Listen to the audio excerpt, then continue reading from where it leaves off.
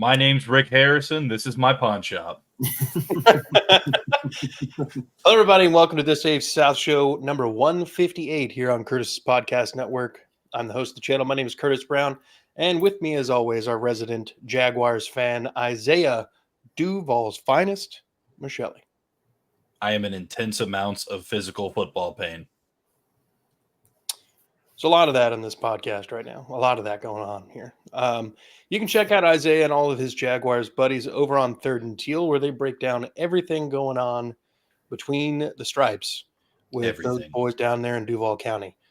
Down here at your bottom right, we've got our resident Colts man, Jeff Steckel, a.k.a. Big Steck. You can find him on Unstabled, holding it down, talking Colts ball. Jeff, how are we doing tonight? Doing pretty good. The pod's growing slowly but surely. Got a new episode out. I mean, it was obviously a reaction to the game. So it wasn't a very fun podcast to get through, but I mean, I always enjoy talking football. So, but yeah, we're always covering everything Colts and throwing in some fantasy football for you. Fantasy football. I have to add that because of Isaiah. What about balls? What about fantasies? And down here at the bottom left, we've got our resident Titans fan, Austin Caps, holding That's it down me up there on Titans Takeaways with Denise and Brian. Austin, how you doing, brother? Yeah, doing great, man. Denise and I, we just filmed our Titans Takeaways podcast. It's unreasonable. There's no logic behind it, but we're both optimistic about our matchup against Green Bay coming up. So excited to talk the AFC South, or I guess we should rename it the 0-2 show. But yeah, excited to talk ball. Yeah. And then, of course, I am also the host of That Real Texas Team podcast, covering everything going on for the Houston Texans. We just finished a podcast. We had Cody Stutes come on. Please go check that out. There's a very interesting conversation with Stutes about the Minnesota Vikings and the challenges that they bring to the Houston Texans table. So go ahead, hit the like, subscribe button here. Trying to grow the channel. We're at 499 at the time of this recording, halfway to 1,000. So please help us get in front of new AFC South fans. Hit the like button. That's the biggest thing that can help us break the algorithm up and get us in front of people. So like button, subscribe, notification bell. Let's get this sucker rolling. So while we've got all the teams congregated here, and this goes for all podcasts and all fans of this AFC South show and all the channels. If you're going to be a fan from a different team and come over to my channel specifically, so I've got no problem ripping you a new asshole in the comment section. Know what the fuck you're talking about. Some dude said, "Oh, quit dancing around the fact that your quarterback's a bum." And then my, admin, whoever runs that, said, "Evidence. One receiver's on the other team. He has 0 turnovers this year. Shut the fuck up. Learn football. Watch it. Don't be like us and talk about games we didn't watch. Okay, we made that mistake, and we're going to try and fix that. But we are potentially going to get paid for this. You are not. You're just some dickhead online who doesn't know what he's talking about, who sucks and can't make his own YouTube channel." I'll pass it back over to you, Curtis. I just wanted to say, know what you're talking about if you're going to come in my comments, because I will rip the fuck out of you if you don't. I don't care. And that's why those boys over at Third and Teal are the fastest growing podcast in the CPN network. They're so friendly and likable. Dude, they're like the dominatrix of all of them. I mean, we have a segment called "Miss Me with That Bullshit." We're clearly just all roses and sunshine over here on this AFC South show. You want to see a rainbow? Well, yeah, you want to go see a rainbow? Go watch the Colts podcast. All right. I'll challenge any Titans fans watching this show to go on over and say whatever you want. I don't care. Just say that Titans Takeaway sent you, and let those guys have it. Yeah, like and subscribe while you're there. The algorithm loves it. Don't help your own channel. Help ours. Oh God! Well, look. Let's while we're all in this fun energy here, let's talk about something not so fun. Let's talk about people who are in danger of not playing this weekend. Let's start with, I was going to say, who's in the worst situation right now. So it's probably Tennessee right now.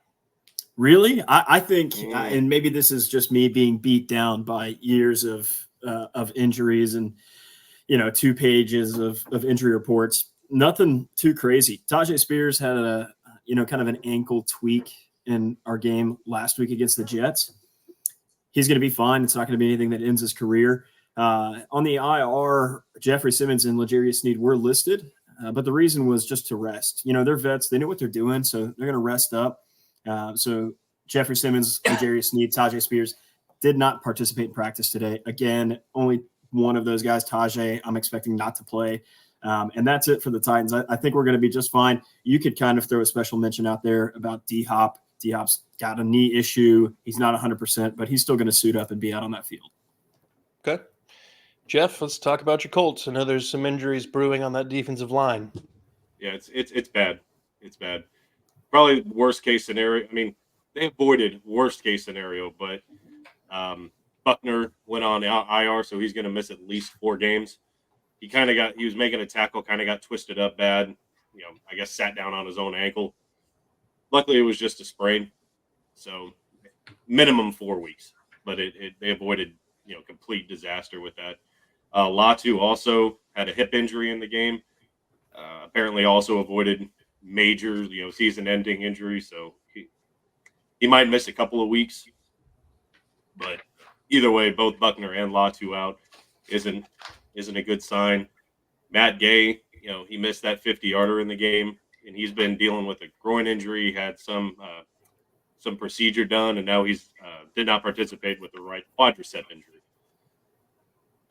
Beyond that, Blackman was a full today. Looks like Josh Downs, I'm assuming he'll suit up this week. He's already said he fully expects to play. So Kenny Moore and Rodney Thomas were both full participants, so I don't think there's any concern with them missing. But yeah, that Buckner and Latu, that was a huge blow.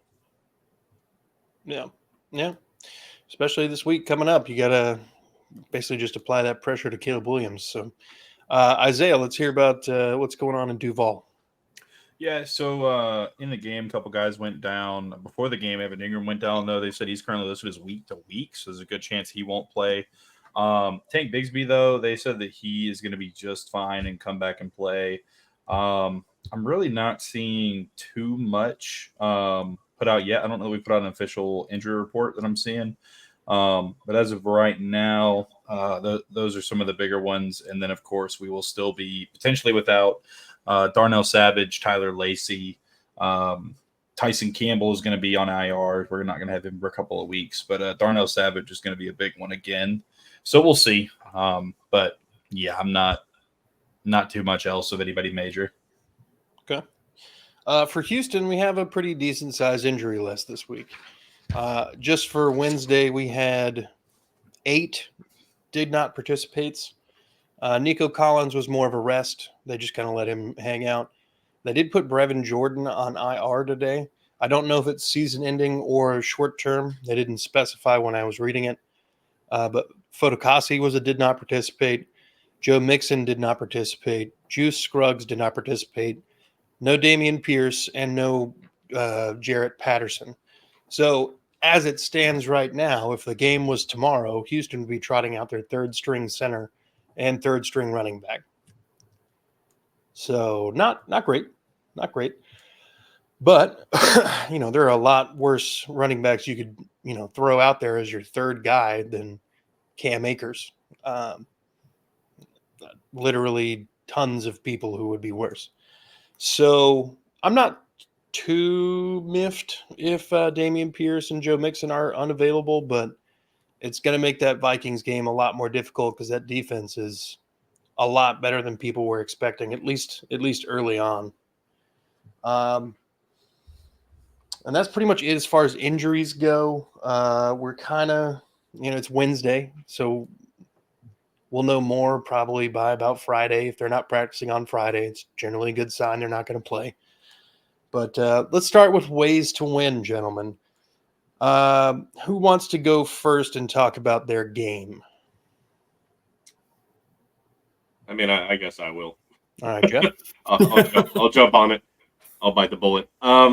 Yeah, they need to look at their playbook over the last 2 weeks and just get a hold of it, throw it in the fucking fire, and do something totally different. It's their defense. Houston ran all over them, and then Packers came out and did the exact same. I said it in my reaction pod that dropped a couple days ago.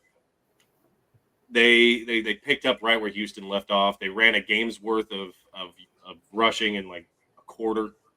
It was a disaster, and Gus Bradley didn't adjust until the second half, and the damage was kind of done. So the only way that this defense is going to have any chance is they have to bring at least 5, stop the run, because that's what teams are doing to them. They've let up almost 500 rushing yards, so they're going to have to stack the box. I mean, if they beat them over the top, then they beat them over the top because the secondary is booty anyway. So, I mean, you let Malik Willis go 12 of 14. I'm just saying. So yeah, but Cody Stutes brought this up that Caleb Williams did a lot of lateral and kind of slightly, basically parallel with the line of scrimmage. He's not throwing the ball downfield. He had one attempt of 20 plus yards against the Texans. That's ridiculous. I mean, it was kind of what they did. I mean, Malik Willis had 1 or 2 throws downfield, and they let him have it. I mean, it was just bad overall. But yeah, if they're going to win, they're going to have because the defense in the second half of that game surprisingly kept the Colts in it. Like, they didn't let up anything too big. They got gashed a few times on the run game, but they stood because they started bringing 5.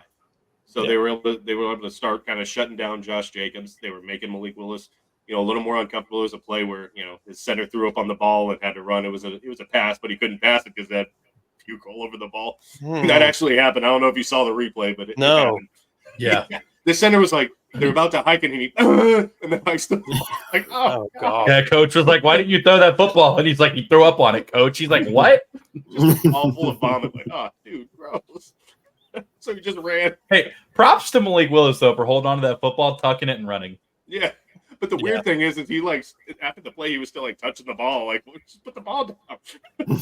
It was too late at that point. Drop it. Yeah, I've already got it. But, yeah, that's what they're going to have to do on defense and on offense.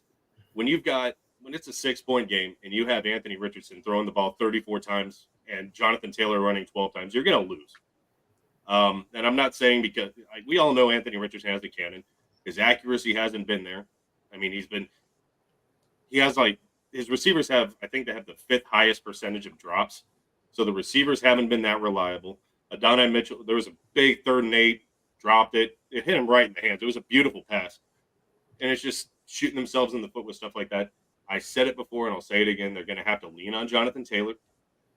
He's going to have to get at least 20 touches. I don't care if it's in the run or the pass. They're going to have to lean on him. And he didn't touch the ball in the 4th quarter. He wasn't even on the field, which I cannot understand. In a 6-point game, I mean, it's not like you're losing 24, to 10. You can still run the ball in the 4th quarter. So, and Steig was like, well, the game pays. I'm like, he's the best player on the offense. What do you even? His reasoning was retarded. I'm sorry. I don't know if there was other things going on behind the scenes, but it didn't make any sense. So if they're going to beat the Bears, they're going to have to lean on Taylor. They're going to have to run the ball. The offense is going to have to run through them. If they do that, I think they have a good chance of winning. Okay. Anybody want to jump on that as far as ways to win against the Bears for the Colts? Well, as a representative from a team that has played the Bears and just totally blew it, I agree. Don't get away from the run game there. Jonathan Taylor is a beast. Everybody in the league knows that. So don't rely on Anthony Richards' arm, as good as it can be, to win you that game. I think the key is play tight defense, wrap up, make those open field tackles, because Caleb Williams is going to throw a lot of screens. So you got to rely on your DBs to attack that and wrap those guys up and take them down so they're not getting those yards after catch. And then feed Jonathan Taylor, right? We said the same thing about D. Henry, King Henry, when he was over here with us. Feed Derrick Henry, right? If we're up, just let him run that ball, even if we're down and it's a 1-score game. I completely agree with you there, Jeff. I think Jonathan Taylor runs that offense. Your defense steps up, makes Caleb Williams really uncomfortable, and you guys come away with a win on that one. I will say that I was watching the Packers-Colts game last week, and there was a moment. There was a short 4th down play that was happening, I think, in the second half. It's like 4th and 3, 4th and 4. And they basically run not the same play, but a similar little, lateral pass to Jonathan Taylor out in the flat that they did at the end of last year's like week 18 game, and Jonathan Taylor just whiffed the hell out of the ball. Jeff had mentioned that he was probably going to get pummeled had he caught it anyway. Oh, he was about to get lit up. So It was going to be ugly.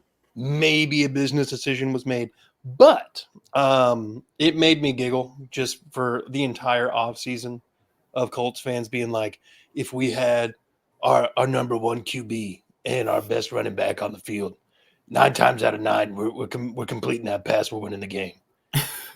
And then that. I'm like, damn. Maybe not. Is that your Colts? Is that your Colts fan voice? Yeah, they have a particular sound. Jeff is the anomaly. I always thought they were like, if we had our number one quarterback and our running back, we win that game 12 times out of anal beads. Is that all of your cheerleaders in Jacksonville? Women, like they should be. Have that little manly rasp to them. Oh gosh, y'all! Yeah, I've got a really good feeling that the Colts have men cheerleaders. Got a good feeling about it. Hey, all I'm saying is in high school. You know who doesn't? The roar of the Jaguars. You thought about it? Yeah, of course you did. Of course I. You know what? When did you switch back to women? Have you seen what the men cheerleaders do? When did you switch back to women? Just saying, man. Oh God. Anyways, go Jags. All right. Well, look, if that's the ways to win for the Colts and the Bears, if the Colts end up losing, Jeff, what has gone down? Exactly what's happened the last 2 games. They, if you look at time of possession, they have had the ball for 40 minutes on offense out of 120. Both times they were outdone like 40 minutes to 20. If they lose, it's because, again, they didn't control the clock and they let the Bears run on them. And I like their running back. I've liked Swift for a while. He's shifty. He's quick. He's fast. I like him. And I've had him in fantasy football for a couple of years. He's been pretty good. And if they don't bring 5 to stop him, because that's got to be what the Bears are going to do. They're trying to, again, just kind of like they're doing with Anthony Richardson, what they should have been doing in Carolina, kind of taking the pressure off their young quarterback and running the football. That's got to be the game plan. You got to expect it. And they're gonna let him if they're gonna lose this game. It's gonna happen again. The Colts are gonna come out slow and just every drive 3 and out. And it seemed like anytime they got anything going, shot themselves in the foot, holding, dropped a key 3rd down pass. So they're gonna have to establish a rhythm. And if the Bears stop them from doing that, and they control the clock, it's going to be the same book, different chapter. Yeah. Well, to me, I feel like if the Colts lose this game against the Bears, the one determining factor for this is the Colts didn't make any halftime adjustments. The Bears are really, really on it when it comes to halftime adjustments. Their defense comes out significantly stronger in the second half. The game plan on offense usually is a little bit more modified, but the just savageness almost of the defense is something that cannot be undersold here. If the Colts are to lose this game, then Shane Steichen got outcoached by Matt Eberflus in the second half. The first half of that game, you guys could put up 25 points, but I guarantee you the Bears are going to give you every level of hell that they can spare to fucking make a comeback in the second half and make you sweat. That's just what they're doing this year. They're the cardiac Chicago Bears. They like to bring it down to the wire, and I think that's something that they're going to have to do to win games, basically, is just somehow keep it close in the second half. And hopefully Caleb Williams doesn't just sell like he did last week. Anybody else? I think you guys hit the nail on the head. I don't have too much else to offer. We kind of know the script for the Bears at this point. Yeah. All right. Well, look, all right, let's go ways to win. Austin, let's talk about Titans, Packers. Awesome. I love talking about the Titans. Even though they're 2-0, I have a lot of, and I mentioned this, I have a lot of unreasonable, really not based on. Do you mean 0-2? What did I say? 2-0. Yeah, that's what I was just daydreaming about what it would be like. So really the key to win, and the reason we're not 2-0 is also my key to win. The reason we're not 2-0 is because Will Levis makes egregious hero ball turnovers. That's what it is. We're at the worst, we're 1-1 if Will Levis controls his turnovers, right? Maybe the Jets still beat us even if he doesn't have those turnovers, but that game in Chicago is a lock for us to win that one. So Will Levis has to take care of the ball. He can't just hand it to the defense. It does two things. It stalls our momentum and it tires out our defense. That's why you saw Aaron Rodgers kind of start popping off. Back to back, our defense was marching back out there. It's like, okay, we're off the field. Oh, Will just threw an interception after he just turned it over. We're back on the field. They have no time to rest. They can't keep it up, especially those D-line boys. They're huge. So that's the key to win. Will, you got to stop turning. We're effective enough on offense that we're going to be able to make plays and get down the field and at least kick field goals. Our red zone percentage for scoring touchdowns is still pretty miserable, but I have confidence that we can march it on down. One thing I want to highlight, Treylon Burks' best game in his career so far, which isn't saying a whole lot, was against Green Bay. This man caught 6 receptions for 131 yards the last time they played Green Bay. I'd like to see even half that production. Hell, anything. Yeah, give me 2 catches for something here, Treylon, please. But if he's able to match any kind of that production, maybe Green Bay is just his team that he excels at, right? You got Jair Alexander as their star corner and then a bunch of plumbers, I guess, around that secondary. So maybe Calvin draws the attention to Jair and Treylon has himself another game. So that's the key. Will take care of the ball, space it out, make smart plays. Treylon, get open and catch a ball. Yeah. Well, I was going to say that the Titans need to run the ball to win. Just like effective game management out of Will Levis, where he's not putting the ball in harm's way. But that's almost what the Colts did last week. They tried to run the ball and then stopped running the ball for like most of the game. And, what didn't Jonathan Taylor have basically like 12 carries for 100 yards or something? Yeah, 12 carries for 100 yards in 3 quarters. Yeah. He averaged like 9 yards per carry. Okay. See, the Colts ran well. They didn't run a lot, and I think that's probably the downfall of that game. Malik Willis is a very you're a Titans fan, he's a very limited quarterback, and the kind of things that he's going to be able to bring to the field. Yeah. He's not necessarily the guy that's going to hum a ball deep and just carve you up all day. Yeah. He's going to make passes between the line of scrimmage and 5 yards downfield. That's his comfort zone. You're not going to see that. Like, he was efficient last week, 12 of 14 for like 122 yards and a touchdown. And the touchdown was the wide receiver just making a play. Yeah, I didn't even mention our defense as a key to win, just because it seems like such a non-factor against a QB who throws under 20 yards. We know what Malik Willis is. He's an athlete. He can work well, and he can complete 5-yard passes like nobody you've ever seen. That's it. I have full confidence in our defense to be able to show up and kind of slow down that Green Bay offense, if you can even call it that. That Green Bay running game is really what it looks like right now. So our defense, that's not even a key to win. I have that much confidence in them. The key to, but that's what we did against Chicago, right? We shut down Caleb Williams, still lost that game because we handed the ball to the defense a million different times and expected our guys, our D linemen, to continue the pressure after turning the ball over 3 times. Yeah. Very true. Isaiah? Well, I think Malik Willis has a career day in this game. I'm just saying, if you're completes 20 passes. If he's a bet, if you're a betting man, and I am, I'm taking Malik Willis over 200 yards and 2 touchdowns in this game total, 2 touchdowns. I think he's going to have a really good game. I think that last game was the confidence builder that he needed. He had a good game in terms of he didn't have to throw the ball a whole bunch. He got a lot of completions and not a whole lot of like tough throws, which I think is a confidence builder for him. I think he's going over 200 against his old team. Is this a bit? Are you no chance? 100% serious. I think Malik Willis is going to play like a man possessed and destroy the Titans.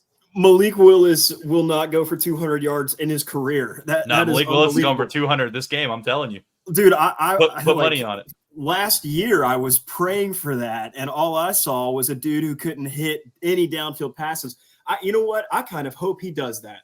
I hope that, because then I know that I wasn't a dumbass for praying that he'd turn it up some. I think he got a raw end of the deal there, man. That is insane to say. That's not crazy. Really. Not really. I mean, all the reports coming out of camp last year were that he was outperforming Levis all throughout camp, and then even in the preseason he had flashes, and then they were like, we spent a second round or third round pick on this guy. We got to keep him. Completely false. His flashes were completing one downfield pass to our tight end on a back shoulder. That was a nice throw, but that was the only flash that he showed. The reports of him excelling and being better than Levis were likely fed to the media by the Titans to inspire some like competition in that QB room. Will Levis is just bad. No, Levis is a bad quarterback. I'll give you that. You could say Levis is a bad quarterback. Okay. But Malik Willis is not throwing yards. That is a pretty. I'm telling you, he's going for over 200 this game. All right, you know what? We'll see. Jeff. Yeah, I think I took the Packers.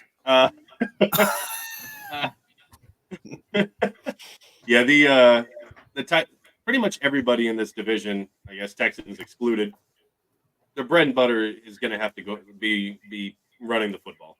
And kind of making it easy on these quarterbacks, especially Titans and Colts. You know, running the ball is going to be key. And the Titans just have to get back to the basics, just like the Colts. Kind of simplify. Well, I don't want to simplify it, but make it a little bit easier. So when they do have those passing downs, they have a few options. Yeah, if the Titans win, they're going to have to. I mean, they've been good on defense. I mean, I haven't really been able to watch the games except whatever they show on Red Zone, but. Yeah, they've been good on defense. They're going to have to keep doing that. Maybe force a couple of big mistakes, fumbles. I mean, the Colts had a fumble on Josh Jacobs, so it happens. And they're going to have to maintain possession and just kind of keep it a low-scoring game. I think that's the way that they can beat the Packers. Okay, all right, Austin. If the Titans lose on Sunday, what has happened? I guess what's happened is Malik Willis has thrown for 200 yards and 2 tutties. I guess that's what's happened. It won't happen. I'm telling you guys. 2 total tutties. Oh, 2. Okay. All right. So like 1 rushing, one throwing. That's what I'm thinking. Yeah, it's really the 200 yards that's the most outlandish. All I'm saying, last year I predicted that Zach Wilson would go over 300 against some team, and he did it. So my crazy predictions happen sometimes, and I also guessed the exact score to the Jaguars-Titans game last year as well. So I'm just saying, sometimes my predictions, they seem a little outlandish, but they work out. A more recent one is – yeah, go ahead, Jeff. I'm just curious. What are the odds of the payout on a $5 bet that Malik Willis goes for 300 yards? Oh, yeah, probably too rich for my taste. You're making $1,000. You're making $1 million on that. Yeah, you're making $1 million. It's just not happening. No, but really, I don't know. I think the more reasonable way that we lose this game is that Levis is stubborn and he just makes stupid turnovers on hero ball again. I think that's where we lose it. Our running game is efficient enough. Without Tajay Spears, I imagine we'll take a little bit of a step back. But Tony Pollard carried the bulk of the ball last week anyways. We were running the ball just fine. So if Levis continues turning it over, we'll be screwed again. It was last year against Houston that I made that prediction. He went for 301. Yeah, I forgot because he got like a 117. Like he had like a really good game. Yeah, crazy. Yeah, I was trying to look it up before he got to it, but yeah, I was pretty sure that was the Houston game. Curtis was like, I'm pretty sure that was us. I better get to it before he does. And exactly. I was like, fuck. Yeah, if the Titans lose, then I think what happened to the Colts happened again to the Titans. They played ball control football. Malik Willis plays basically the way you want Will Levis to play, game managing, no turnovers, running when it's open kind of ball. And he's just efficient. He's not putting the ball in harm's way. Josh Jacobs is running the ball for a healthy clip. But I don't really see that happening per se because Trevondre Sweat and big old Jeff Simmons might have some things to say about that. And I'd actually like to make a mention that Josh Jacobs was listed on the IR for Green Bay with a back issue. Limited participation doesn't mean he won't start, but he's got some back issues. So I don't think that he's going to be, tearing us up, especially carrying the damn team. It's just back from carrying the team, man. You scared me when you said IR. I'm like, oh no, and then I realized he was on the IR. Yeah, no, you're good. I was like injured reserve. No. Yeah, I'm sorry. Yeah, no, you're fine. Everyone panicked in their fantasy team. Yeah, I was about to say, checking the fantasy teams real quick. How bad like literally? So I have Hookah in one of my leagues, or in 3 of my leagues. I drafted Christian McCaffrey for the first time since he's entered the league. He goes on IR. Then Cooper Kupp's on IR now. There's someone that posted a screenshot of their entire team is either out or on IR. Yep. Mm-hmm.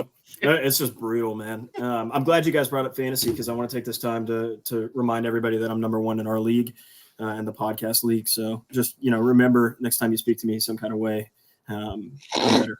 See, it's crazy though that you're number 1, but you couldn't even predict Malik Willis going over 200 yards. That's crazy. That's just not, dude.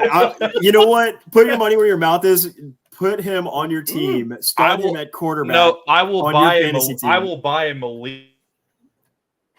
Hold on. Malik Willis jersey.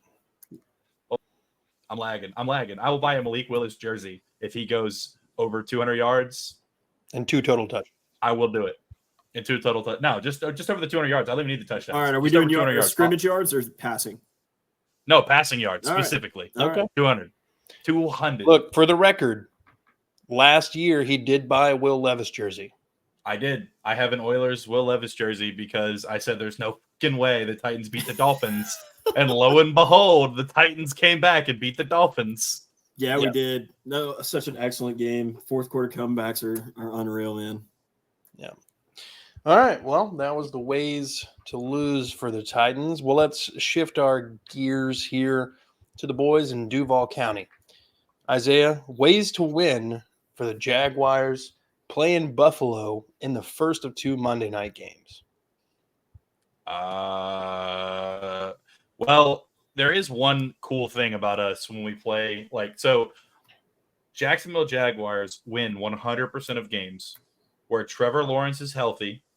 He throws the football at least an amount of times, and we score more points than the other team by the end of the game. Oh, shit. I was about to say unreal stat tracking there. Trevor Lawrence, I think, is 3-0 against Josh Allen and the Bills, if I'm not mistaken.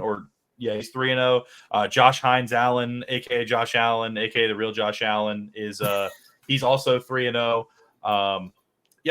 Honestly, I think what's going to kill us in this game and what killed us against the Browns and what killed us against Miami is that they actually have a running back for the first time in their history.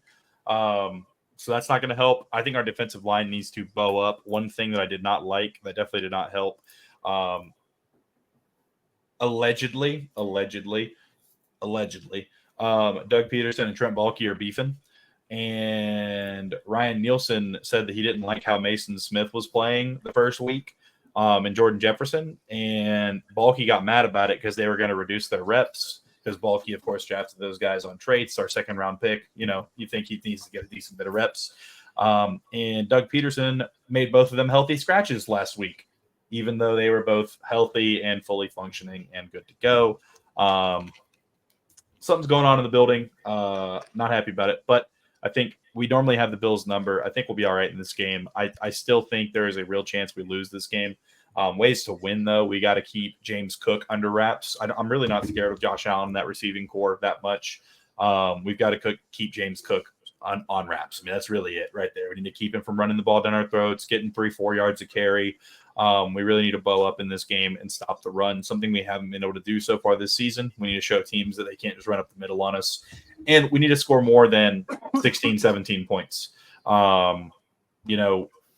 We scored 17 points against Miami. We got all 17 in the first half and then didn't score again in the second half. And then we started driving down the field against the Browns, and we just couldn't do anything with it. We got to put up some points this game. The play calling's been terrible. I really don't see any way unless they have a change of heart or they decide that we're not a running team like we think we want to be. Something's got to get figured out and changed. But really, Trevor Lawrence needs to come out and have another clean game in terms of he has not had any turnovers this season. He's had one fumble, but it was not lost. It was recovered. which has been a huge knock on him in years past. So shout out to him for, really cleaning up the turnovers. He had a couple of passes that probably should have been interception, but they weren't. So can't really count that against him. But yeah, we're going to have to play clean football in this game. I don't think Buffalo's defense is as good as they used to be. Matt Milano's out. Teron Johnson is now out. I don't know that he's been officially ruled out, but that's going to be a tough one for them. I think if Trevor can get the ball to our receivers, if we throw to Brian Thomas Jr. more than 3 or 4 times, like we have been the past 2 games for some reason, you draft a guy in the first round, you think you'd throw to him more than 3 or 4 times a game. We'll see. I think we can push the ball down the field, and I think we can beat this Bills team, but it's going to be a tough one for sure. Defense has got to show up and show out against the run game. Okay. Jeff? Yeah, I'm just kind of agree with him. I think Jacksonville's got to run the ball and run the ball well. They've got to, what's his name? Cook has been really good for the Bills. He's been their bread and butter, and I don't like the Bills receiving core that much either. I do like Kincaid. I think he's a great tight end. Yep, I like Kincaid. If they're gonna win, they're gonna have to lean on Cook and be able to hit Kincaid a lot. Yeah, I'm not too confident in the Bills receiving core, but Josh Allen, he's a pretty good running quarterback, and they've got a really good running back there. So if the Jaguars are going to win, they're going to have to be in that backfield. They're going to have to shut that shit down, and they're going to have. Josh Allen. I think he's done really good against Josh Allen. This is going to get really confusing, but Josh Hines Allen, yeah, Hines Allen, respect the man. Yeah, he's. I know pretty much every game he's gotten at least a sack or 2 on Allen, South Allen. So he's going to have to continue that streak. But it's in Buffalo. I think it'll be a good Monday Night Football game. I really do. I'm glad that it's not 30 degrees up there because we definitely lose that game. But luckily, it is going to be, I think, in like the 70s. I think it'll be a decent weather game. Hell yeah. Austin? I hate to sound like a broken record, but yeah, that offense runs through James Cook right now. Dude is a baller. So weird, isn't it? Yeah. It's crazy. But he's just got to get shut down if you guys are going to win that game. We'll get into it when we talk about the ways you lose, but Khalil Shakir is actually a pretty serviceable wide receiver that you guys should keep your eye on. I think James Cook, he's going to draw so much attention from the linebackers that, Dalton Kincaid can sneak by and kind of catch those open field passes.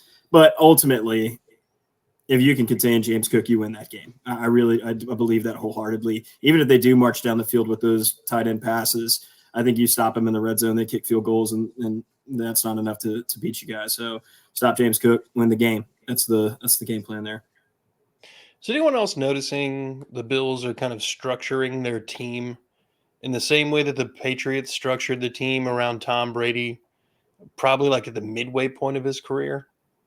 Like 2 pretty good tight ends and then a bunch of wide receivers who probably shouldn't still be playing or didn't live up to the hype or kept getting hurt, and now they're on the 4th team in 3 years kind of thing.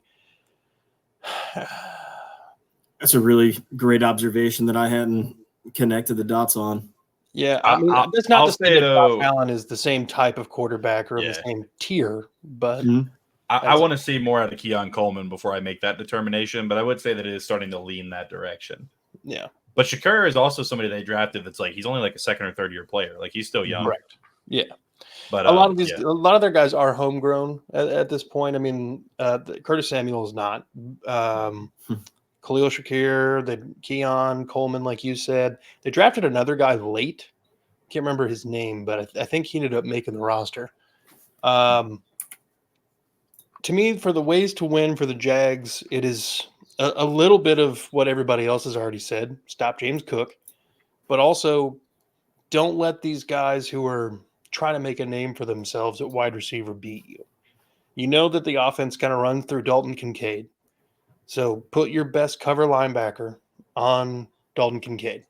The Jaguars have the fortunate roll of the dice here that their linebacking core is probably among the most athletic in the league and can definitely hang with Dalton Kincaid.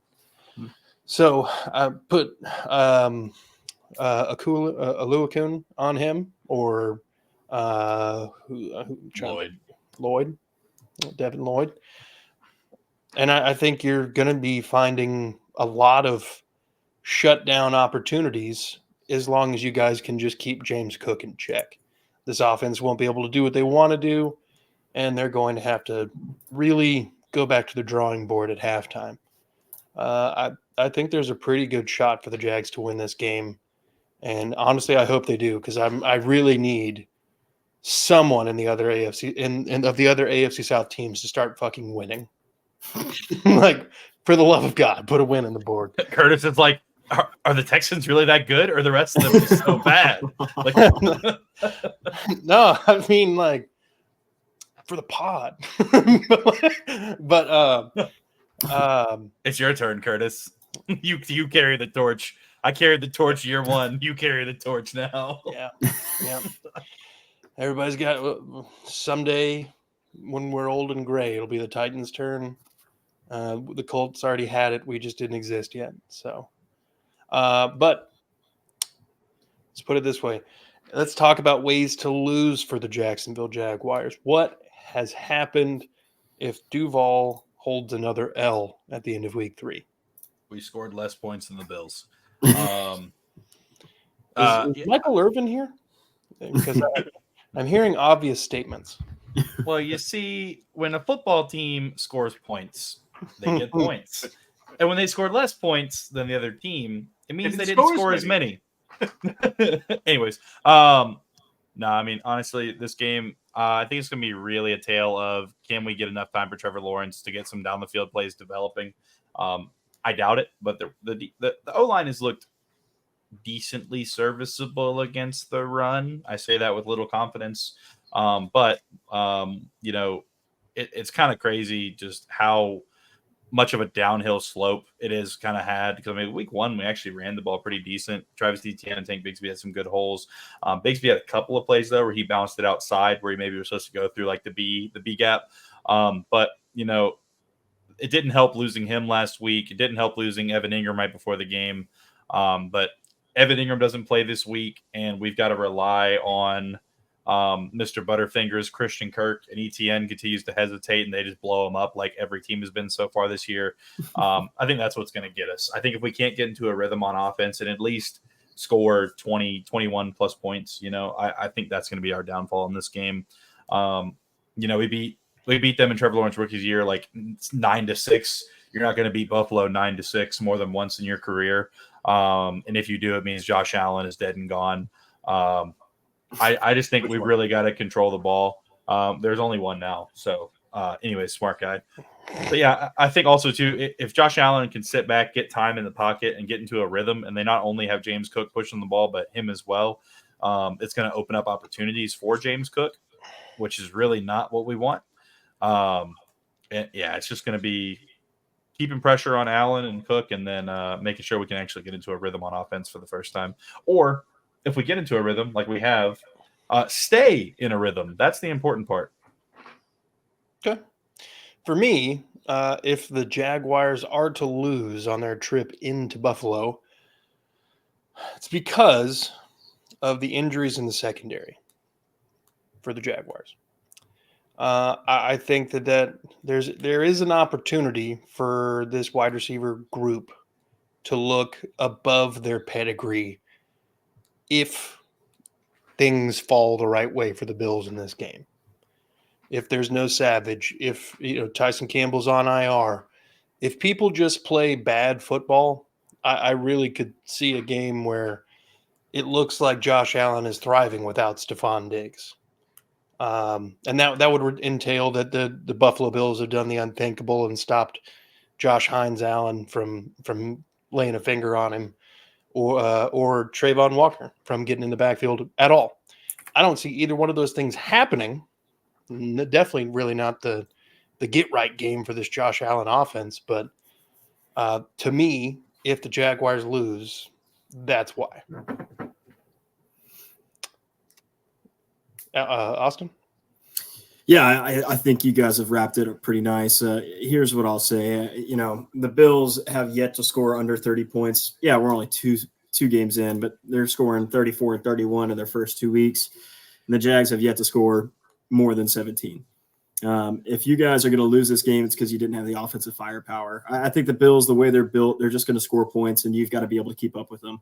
So if you can keep Trevor Lawrence upright and you can let him make comfortable throws, you guys are going to kind of be neck and neck with them. But if you can't keep him upright, you're going to lose the game. Yeah. Jeff? Yeah, just kind of piggyback on what Austin was saying. If Jacksonville loses this game, it's because their offensive line kind of disintegrated. It forced Trevor Lawrence to make the mistakes that he hasn't been making.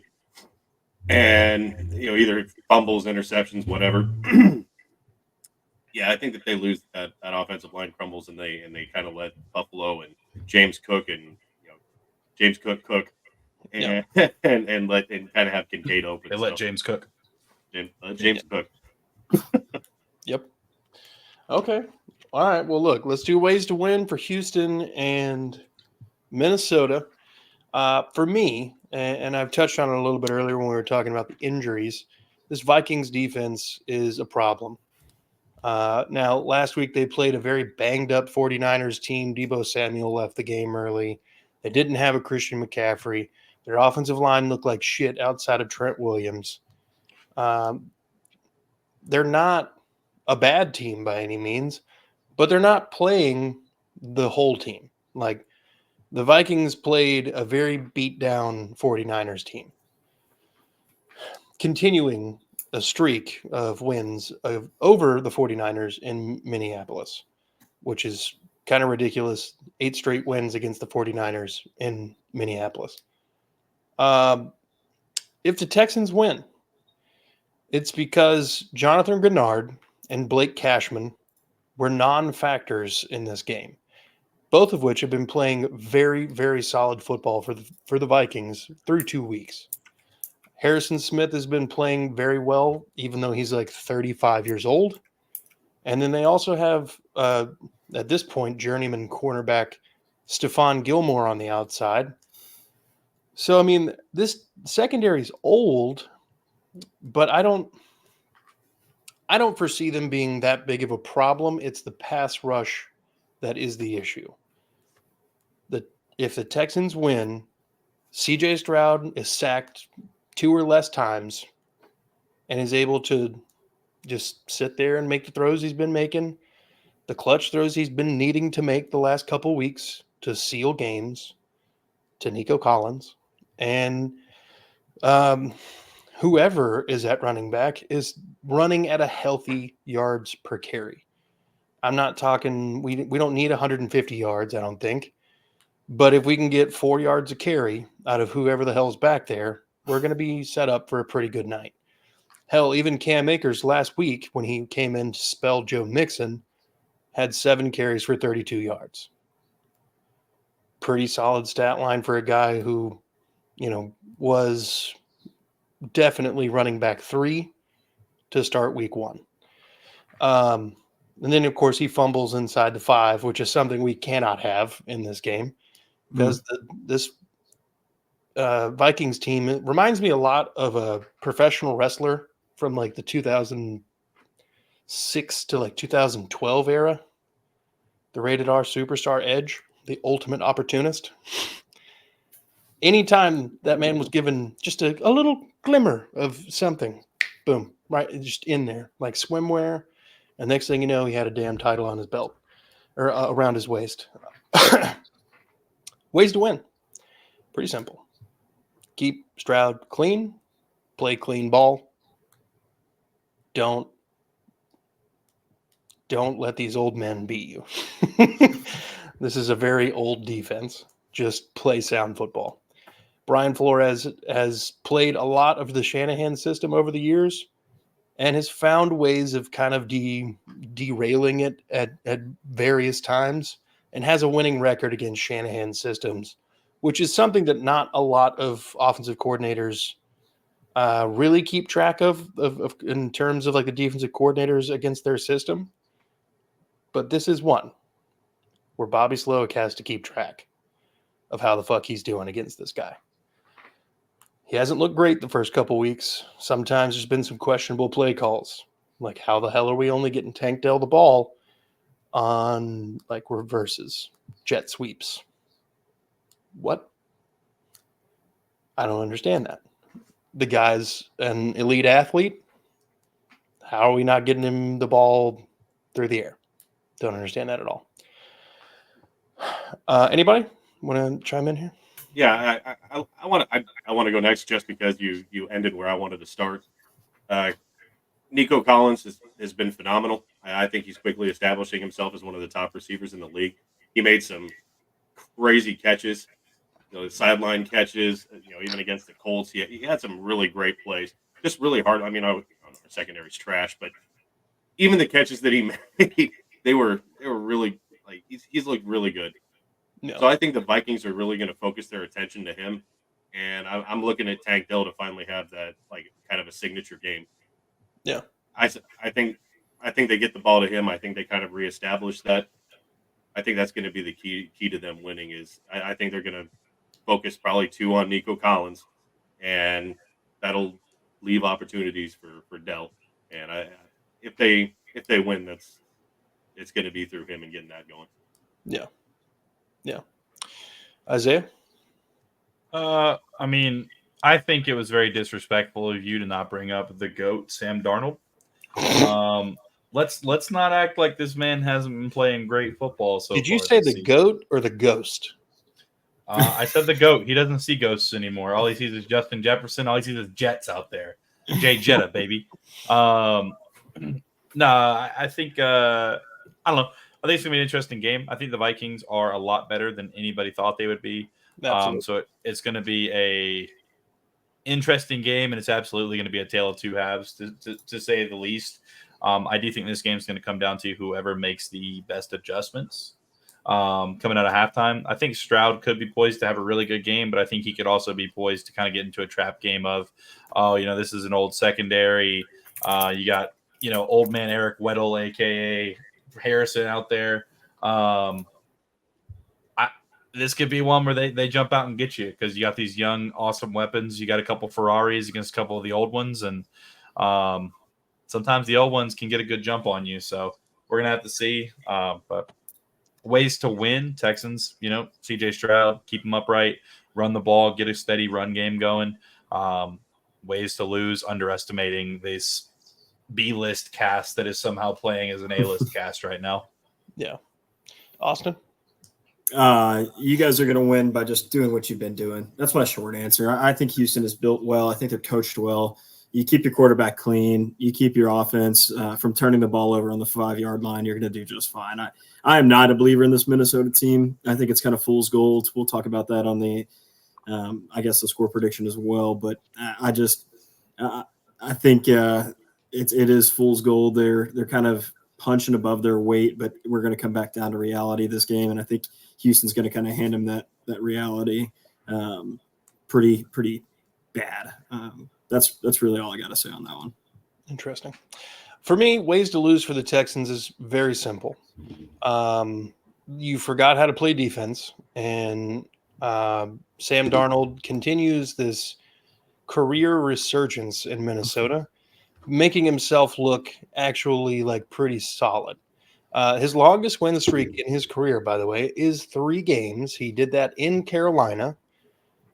We're trying our best to not make it a 2-time 3-game win streak. That's our goal here. If we lose, we did not make Sam Darnold experience PTSD enough to see ghosts. I need so much PTSD from Sam Darnold that Kevin O'Connell is over here trying to play the Ghostbusters. Like, that's what needs to be happening. But if we lose, it's because we just let this offense do what they wanted.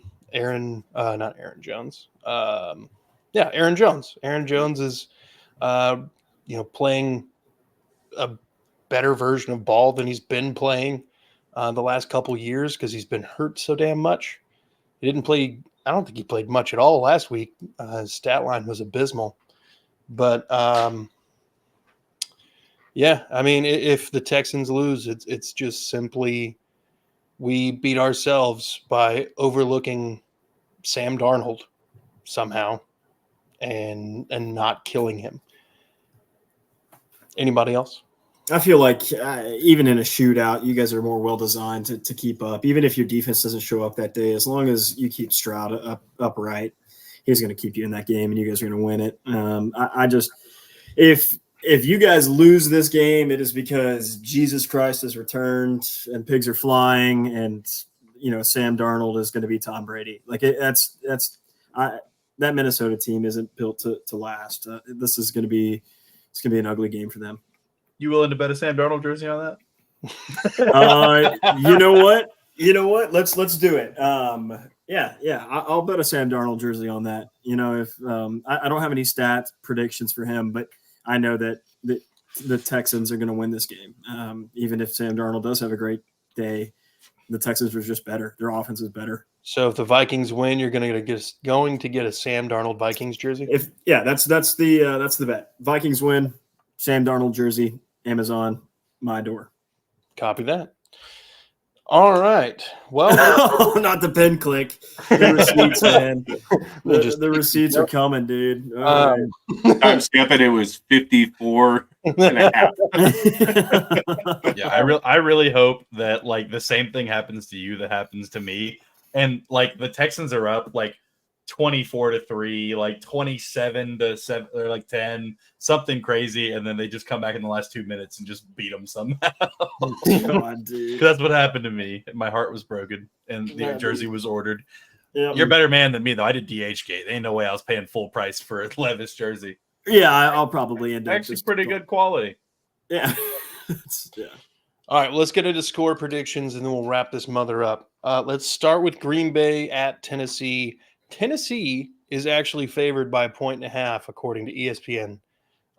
The over-under on this game is the lowest I've seen so far, 37.5. Austin, score prediction. All right, I'm gonna say my score, but I'm gonna have to defend it too. Okay. So Titans 28. Yeah, I get it, boys. It's fine. Well, at least you didn't say over 30. Yeah, no, I mean that's not happening. I don't know that we'll ever score over 30 ever again. Oh, Titans 28, Green Bay Packers 13. Malik Willis is not scoring more than 13 points on us. It's just not happening. Listen, this Titans team, Traylon Burks, like I said, his career game is against the Green Bay Packers. I think we're designed well to beat them. 28, I might be letting my bias sneak in there. I could see like 27 maybe, but yeah, no, I think I believe that. And honestly, I said this on the Titans Takeaways podcast right before this. There's no logic that I'll give you to explain that, because 28 is a little outlandish. It's just a gut feeling. It's me watching this team and seeing how pissed off they are at losing constantly. I think they're going to come out with a fire in their under their ass, and this is going to be a game where they're like, no, we're tired of losing. Here's 28 points for you, Malik. Get out of here. Yeah. Fair enough. That puts you over. Oh, yeah. And definitely covering the spread. So for sure. Jeffrey. I did take the Packers, and score is weird. I'm going to go 17-13 Packers. Damn. I'm keeping it low. Under. Yeah. Fair enough. Isaiah. Wait, what was your prediction, Austin? 28-13. 28-13. Green Bay Packers win. Mike Willis, 2 touchdowns. Smart ass. So just what it is. Yeah, go Packs. Go Cheesies, whatever they call them. Discount double check and such. Go Cheesies. Double cheesy. All right. I also have the Packers winning this game. It's just because the Titans have given me absolutely no faith to work with here. Yeah. I think they go under. I'm going to go 14-10.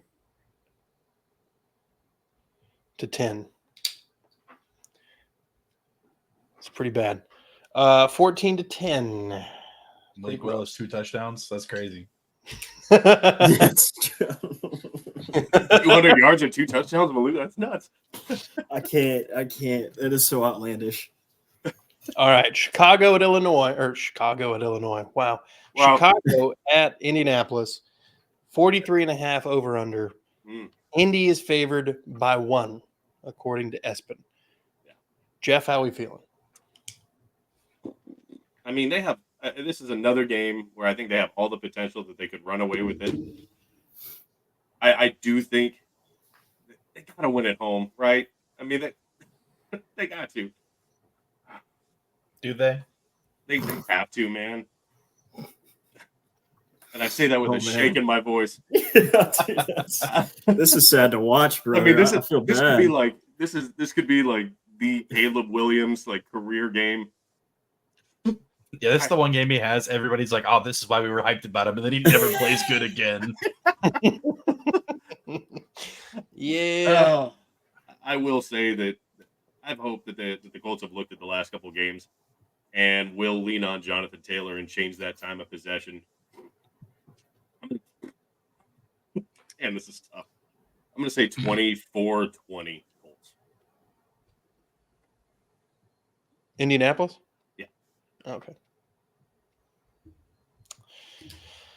I'm going to go 17-16 Chicago.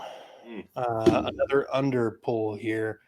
I think with the injuries on the defensive line and the already not great secondary, these things don't like complement each other, and it's just going to exacerbate the issue.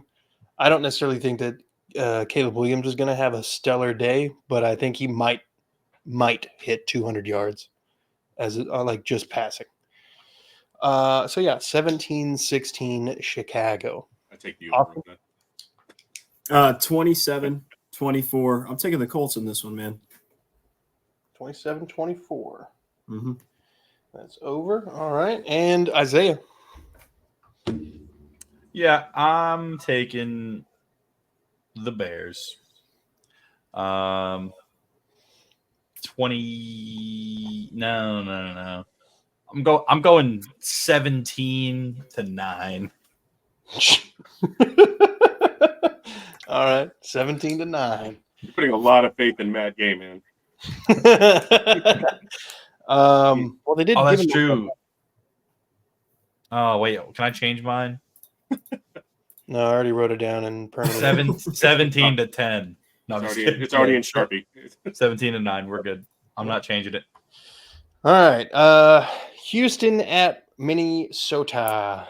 Houston is a 2-point favorite. The over-under is 46.5. I have Houston winning this game. I do have it going under because it's just been what's happening lately. 21-13. Houston. Jeff? I am going to say I have the Texans. You said it's 3 points, right? 2 points. 2 points? Oh, I'll say 3. Okay. I'm going to go 20. Say 28-25. It's a nice odd number. I like that. It's going to be fun to get there. Isaiah? I'm sorry. Which game are we talking about? I blanked. Texans and Yes, that's the one. Vikings 21, Texans 20. Nail biter. Gotcha. They're gonna go for the 2 point for the win, and they're gonna get shut down by that defense. Okay. Austin? I'm going to take the Texans 26 on this one. I'm going to take Minnesota at 20. Okay. That's under as well. Okay. And then the final game, Jacksonville in Buffalo, 45.5 over under. 5-point favorite Buffalo Bills, according to ESPN. Isaiah. Fuck them, Jags by 30. No, I'm just kidding. Jacksonville 28, Buffalo 25. Oh, piggybacking on Jeff over there. I like it. Oh, is that what he said on his? No, on For the Texans. Texans. Yeah, Jacksonville 28, Buffalo 26. Uh-huh. Got to be different. All right, Austin. I believe in the Jags here to score at least 27 points. I believe in the Bills to score 31. Damn. Cooked him. You're gonna look great in that Darnold jersey, by the way. Dude, this is I mean, I'm writing a lot of checks today, so I hopefully one of these predictions I'm gonna I look have great. lands. I'm gonna look great in my Malik Willis jersey. So Yeah, we'll see what happens. Jeffrey. I've got Bills. I say it's a nail biter. I'm going to go 24-23. ooh,